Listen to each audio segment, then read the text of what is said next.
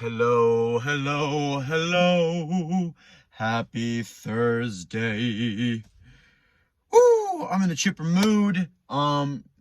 Weather's way better, so I'm loving the days, but we are on the last of the numbers. Tomorrow we're going to be doing the letters, starting with the letter A, because we're doing alphabetical order. It's just funny. I had to do numbers first. I don't know. I thought that was funny. Anyways, last one, we did Tupac, 311. We did all those 311 albums. Now we're on Three Doors Down. We have their debut album.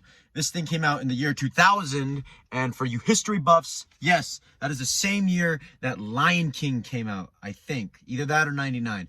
But no one's keeping score.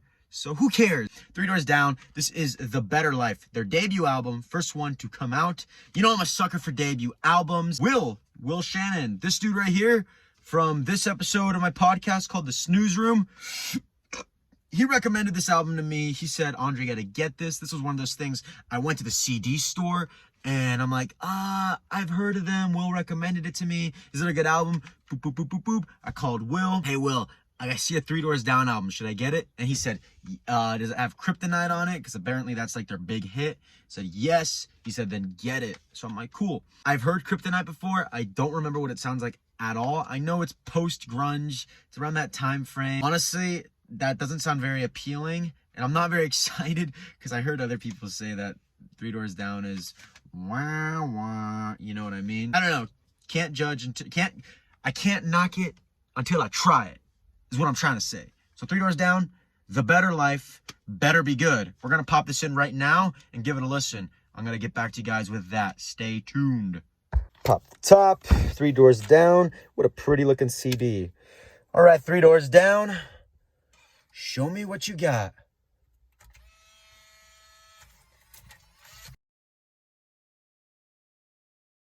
And I'm back. Just listened to Three Doors Down, The Better Life. I listened to it about like 2.5 times. Gotta say, I'm a fan. I like it. I think it's a good album. Where to begin? 11 tracks. I don't know exactly how long the time is, but doesn't feel that long. I mean, this album, it's gotta be like less than 45 minutes, maybe 40 minutes long. It's a good listen. I mean, I thought of this before. When listening to Three Doors Down, I kind of knew this going in. I mean, their big hit, Kryptonite, I've heard it before. And the fact that I can barely remember it kind of tells you how most their songs are gonna be. I mean, that's a common trend with like post-grunge, I guess. Like Creed would go under there. Bush.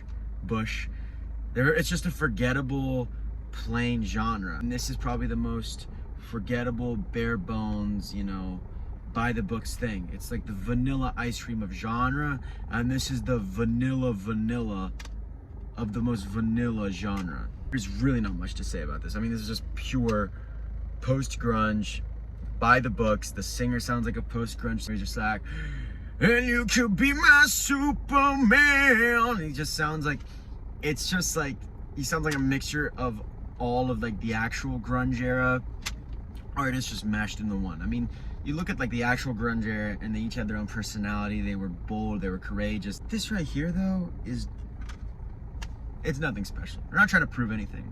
They're not trying to do anything big. They're just trying to make good rock music. And it sounds like I'm complaining, but guys, there's not one bad song in this. There's some mediocre songs. There's some redundant songs. This thing is pretty tasteless. It doesn't have that much dynamic change. There's not really like a direction. The order is really weird. Like they start with Kryptonite and, granted it's not a crazy power ballad, but it is like a high point of the album. And it should, I feel like this could be like a 0.5 higher if they, did the track listing a little differently. Some highlights: the title track, The Better Life, is good. The second track, Loser, sounds like they're trying to be grunge, they're trying to be Alice in Chains, but it's just missing something. It's missing the life. It's kind of a lifeless album. I'm not saying they're being lazy or they're not putting an effort. You're gonna get points knocked for that. I mean, when you make a safe album, it's gonna be pretty easy to not screw up, have a bad song. I mean, it has a consistent sound. It goes by fast. It's good, it's concise, it's consistent, but albums need to be much more than that. I didn't fall in love with music because of albums like this, It's not a bad album, but I can respect, yesterday's album for doing weird stuff, being different, even though it failed a lot more. It's a lot harder to fail when you write this kind of music. Solid, average, vanilla ice cream album. And I don't really want to talk about it that much more. No great song, no bad song. It's all just flatline. And it's rock music and I like it. And the lyrics are kind of cheesy, but I don't really care about lyrics that much anyway. That's all I gotta say. I've been teetering between a 5 and a 5.5. Caught me in a good mood. I think I'm only gonna like it more, get more familiar with the songs, see what they're kind of going for. So I'm gonna give this a 5.5. Definitely not a 6. Definitely not a 6. To me, it's a little better than a 5 because there's some tracks where it's like, yeah, this is nice. I like this, even though there's nothing really crazy, and it's nothing below that. It's average, and you know what? For my collection, average ain't too bad. Maybe I'm tripping. Go listen to Three Doors Down, The Better Life for yourself. Give it a listen.